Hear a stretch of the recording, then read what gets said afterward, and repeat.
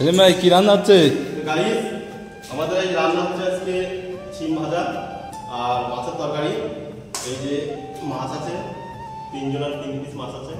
কত টাকার মাছ এটা? এটা কত 80 টাকার মতো নিয়েছে 3 পিস। আর শিম ভাজা হচ্ছে আর মাছ আছে ঝোল। তো আমাদের রান্নাটা সকাল সকাল করে নিচ্ছে, আবার রান্না করে খাওয়া দাওয়া করে ডিউটি বার হতে হবে।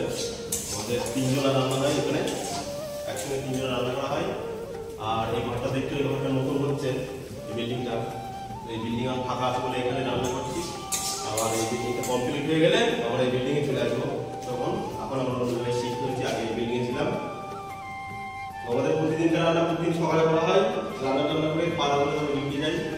আর মেসে মাঝে মধ্যে খাওয়া হয়, ঠিক আছে। মেসের খাবার তো কোনোদিন ভালো লাগে না, তো ম্যাক্সিমাম রান্না করে খাই আমরা। এটা কি ভাজা হচ্ছে? এটা শিম ভাজা হচ্ছে, এটা শিম ভাজা আর এদিকে মাছের ঝোল।